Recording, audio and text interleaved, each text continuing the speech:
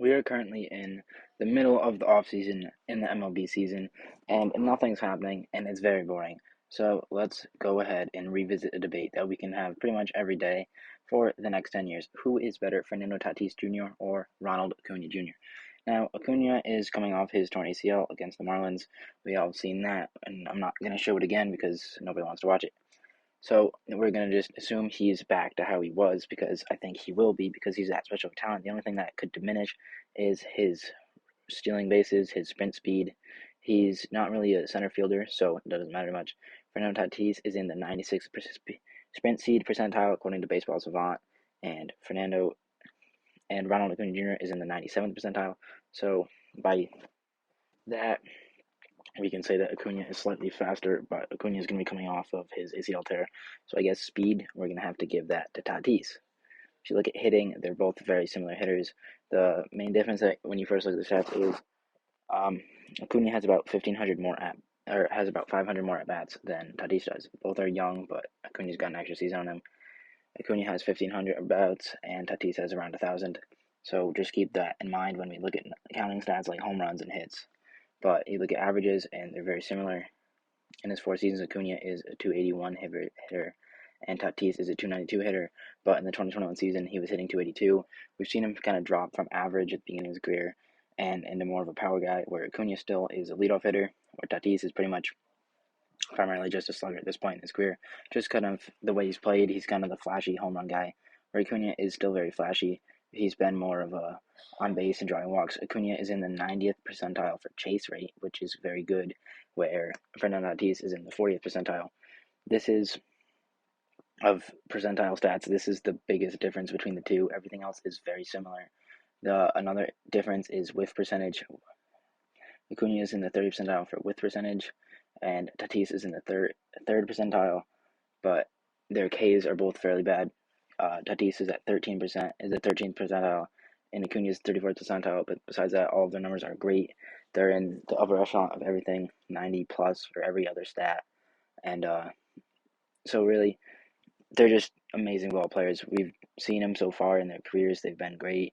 If we want to talk about their defense, I don't really know who to give the edge to, because Tatis has been a really good defender at the beginning of his career, and he kind of lost that, transitioning to outfield maybe. And Acuna, like I said, with his injury, we don't know how fast he's going to be, how good of a defender he's going to be. He's made some great plays in his career, and so has Tatis. And they play different positions, so it's really hard to compare that much. But we'll see moving forward. Both are huge impacts to their team. The Braves lost Acuna and went out and replicated him, a little Moneyball style. Went out and got a bunch of guys to do what he does, and what he does is everything. So they go out and they get Adam Duvall, they get Jorge Soler, they get Eddie Rosario. They just completely redid their offense by adding three guys and making their team better, because that's how good Acuna is. He's worth three, maybe even more players. That's what type of talent he is. And it's the same with Tatis. Tatis makes great plays. He's a really good base runner. He'll make plays that are questioned like, why is he even running there? And then he'll be safe by 10 feet. And they're both electric to watch, and it's going to be great for baseball. As long as these guys stay healthy in the future, I believe they're both locked up for their current teams for a while, which is something I like to see.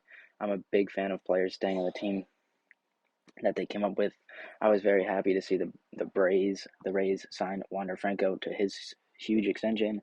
They got it for good value too, so that's good for them because I know they like to be cheap. But I don't like to see it when a player comes up with an organization, does great for them, and then they trade him at the deadline instead of keeping him. Like, I really wish Manny Machado, Fernando's teammate, I wish he stayed in Baltimore. He was really good there. Like, just guys come up and it's their team, it's their organization. That's what it is for Tatis, and that's what it is for Acuna. And although the Braves won without Acuna, it's still Acuna's team. It'll always be Acuna's team. He's that good of a talent. Everybody loves him in that city. Everybody loves him around baseball. He's just a great player. He's really had no issues at this point in his career. I don't think he'll have any. Not that I want to sit here and project that, but he's just been great on and off the field. And so is Tatis.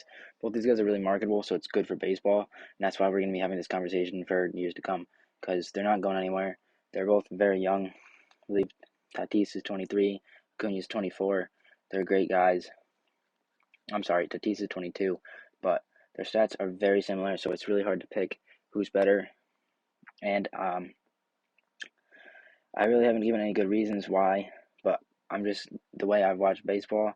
I feel like I gotta go with Acuna. I just think Acuna is slightly better.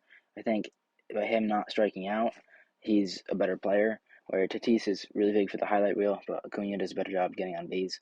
And I'm a big fan of players who get on base because home runs are hit all the time, but not everybody gets on base.